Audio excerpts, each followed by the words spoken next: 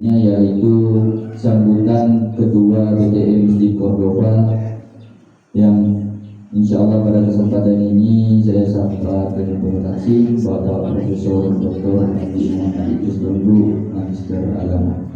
Kepada beliau waktu dan tempat dipersilakan.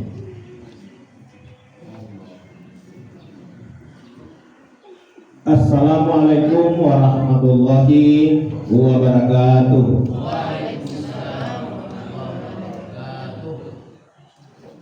Alhamdulillahilladzi 'allama bil qalam 'allamal insana ma lam ya'lam.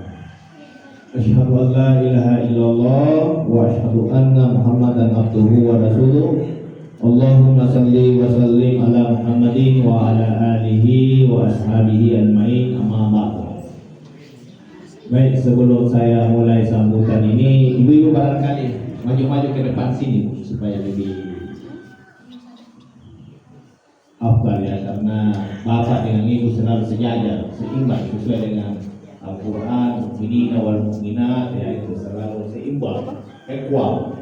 Makanya di organisasi ya sama di Muhammadiyah ada Aisyah, ada perguruan tinggi dengan Muhammadiyahnya, begitu juga di ibu selalu ada ibu ya, sama dengan Dharma Wanita, dengan rektornya, dengan menterinya, dengan presidennya, ya itu selalu equal, seimbang. Baik, alhamdulillah wa syukurillah pada pagi hari ini kita berkumpul ya sesuai undangan saya, yaitu ya kita menghidupkan kembali. Jadi tadi kita sudah berdiskusi bagaimana dakwah ini supaya bisa kontinuitas. Jadi kita menghidupkan kembali dari sebelum ya, dari yang digagas oleh almarhum Pak Nasir Sumalingo ya. Dan hari ini sudah hadir Bapak Dr. Aidin Tubagus ya. Ini juga sesepuh. Nah, kata beliau, sisa saya yang tinggal ini, yang lainnya sudah jalan duluan, dipanggil Allah.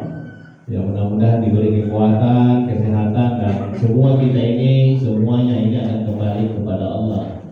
Nah, pertanyaan besarnya bagi kita adalah apa ya oleh-oleh yang mau kita bawa nantinya atau bekal untuk menuju dan menghadap kepada Allah. Nah, disinilah lahan di pengajian untuk kita kembangkan. Karena Allah untuk menghidupkan kita ada dua yang membuat kita hidup. Pertama adalah iman kita, yang kedua ilmu kita. Zikir dan pikir. Makanya di sini di Masjid Cordoba kita beruntung bersanding antara masjid dan kampus. Masjid itu adalah pengembangan nilai-nilai keimanan, kampus itu pengembangan wawasan keilmuan. Nah, dua-duanya ini dibutuhkan dalam kehidupan. Nah, kalau tidak, nah kita seperti pesawat kalau rodanya bisa terbang menuju ke Tuhan ya. Kalau tidak, timpang, hanya iman saja, maka ilmu tidak. Nah, itu dia, kita akan pincang dalam kehidupan itu pesawat ya, hanya mutar-mutar saja. Oleh karena itu dalam pengajian ini ya ada bersyukur kita, ada Pak Alhamdulillah Pak Haji Aidin Tubagus yang mengingatkan kembali kita bahwa seyogianya kita hidupkan kembali.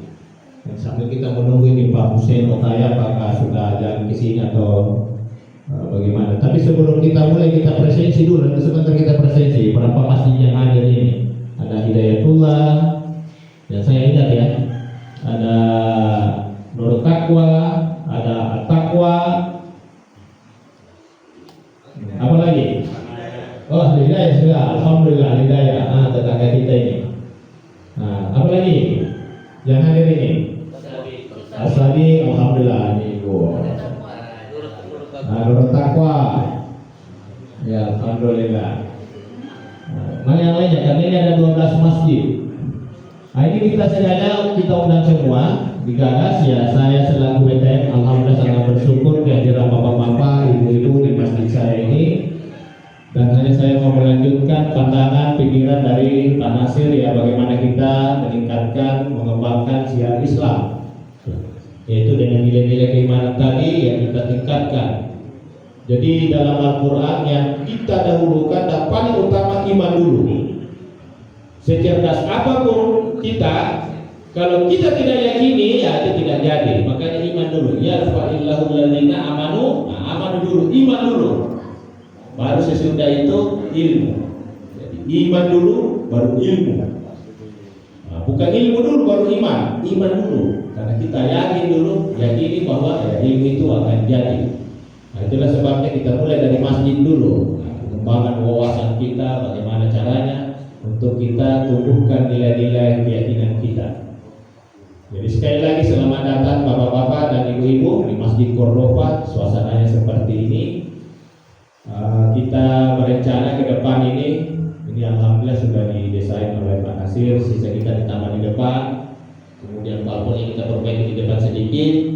Rencana kita ke depan ini mau kita cori nih supaya bisa berwudhu di sini. Ini selama ini berwudhu di bawah. Jadi kita rencana harapan kita ya cor di sana sekaligus fondasinya kuat nanti dan tempat air barangkali di atas.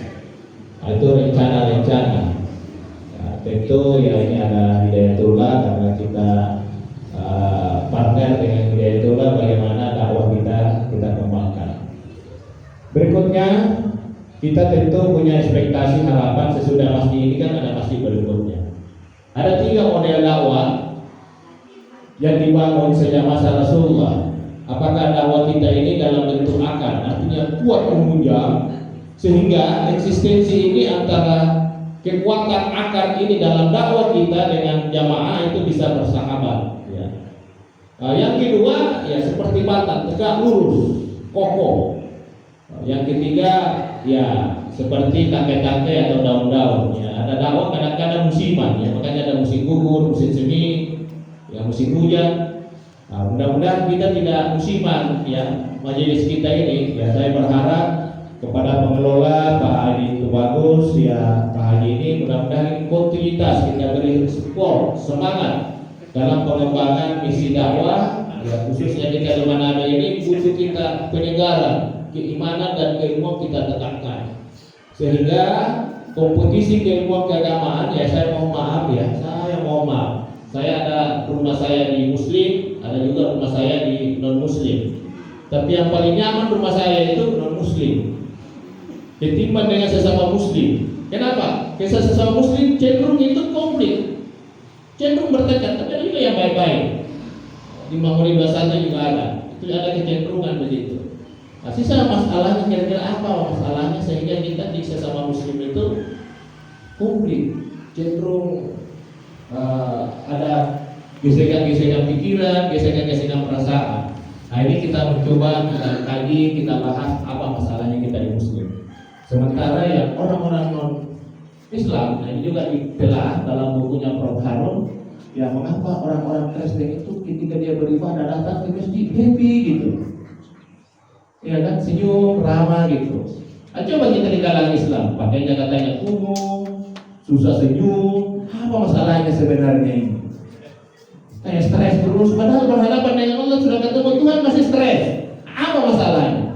Nah, ini yang saya sampaikan sama penceramah bahwa ya memang di dakwah, ya saya kebetulan kan alumni dari Fakultas Dakwah, ya memang harus ada laboratorium lab apa penyakitnya jamaah ini. Lalu nanti tukang dakwah inilah yang bisa mengobati jiwanya, apa masalahnya.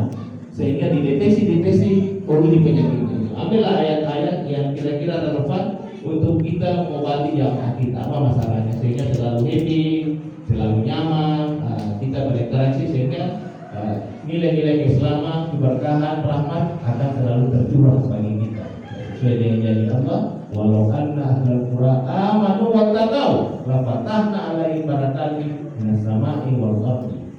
Jadi kalau kita beriman bertakwa bersama seperti rahmat Allah selalu tercurah.